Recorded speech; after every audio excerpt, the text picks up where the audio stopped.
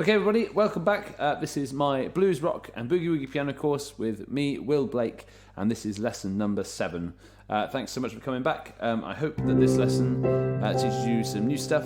This one is going to be all about inversions. And inversions, for those of you that are not classically trained, are different ways of playing the same chord. Okay, so you have 3 different inversions for each major chord. And for the sake of what we've been learning so far, with everything in the key of C, the chord that we're going to be looking at is C major to begin with.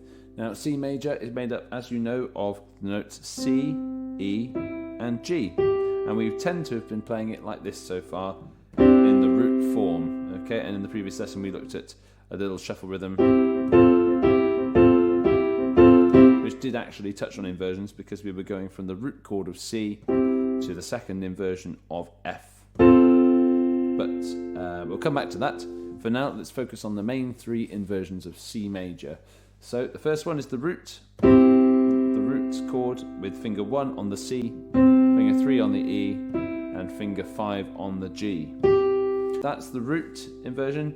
The first inversion is going to be where we take the C from the bottom and we're going to chuck him on the top instead. So we're going to move our hand up and we're going to put our little finger on C, and then our thumb on E, and our second finger on G. So you still have C major, but it sounds slightly different because the C is now on the top. So there's our root again, and there's our first inversion. Now, thirdly, we've got the second inversion, which looks like this, where we take the C and we suddenly put them in the middle of the chord instead of at the top or the bottom. So we'll have our thumb on the G now, then our third finger on the C, and our 5th finger on the E. And that's still C major. So we've got second inversion, that's the first inversion, and then the root. And one more time, the root, then the first inversion, and finally the second inversion. So these are useful. Why, you ask? Well, because it means that when we move between C, F and G and other chords, you can do it without having to move your hand all the way over the piano. So if you were just doing something on root chords, you'd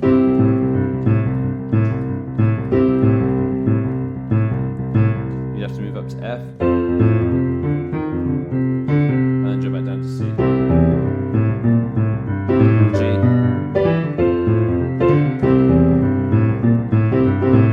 okay, whereas if you're using inversions, you can start on your C root, like you say, then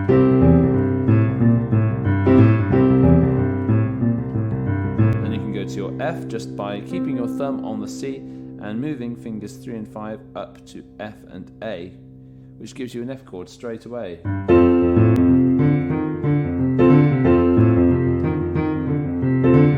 it's very easy to come back down to your C major chord.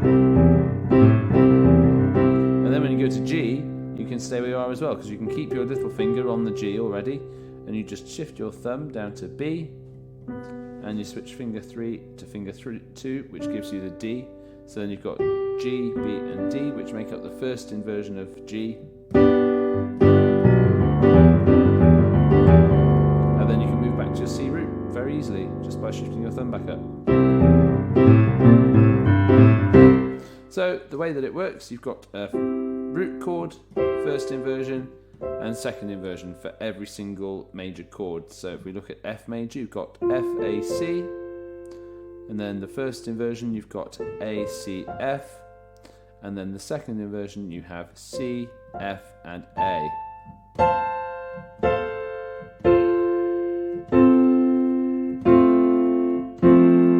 Yes, there's your...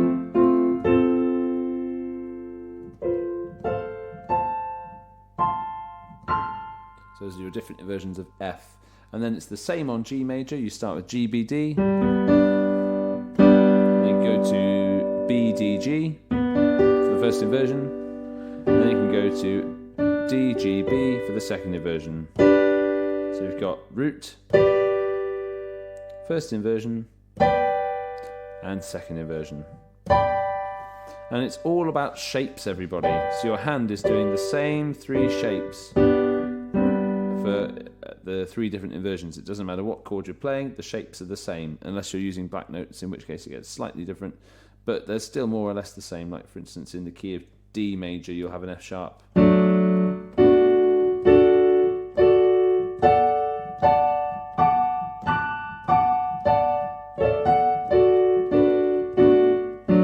Shapes are the same, but the fingering might change mildly.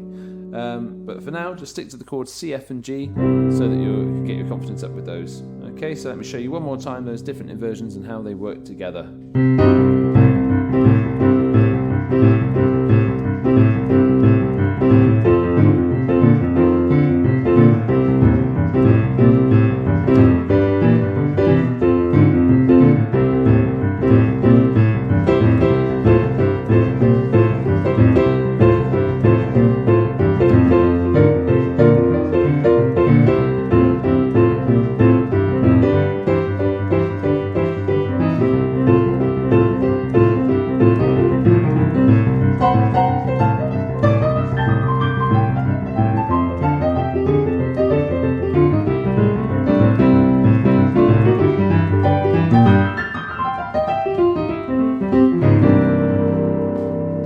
Sorry, I got a bit carried away there, everybody, but those are your 3 major inversions. So check those out with the chords C, F and G.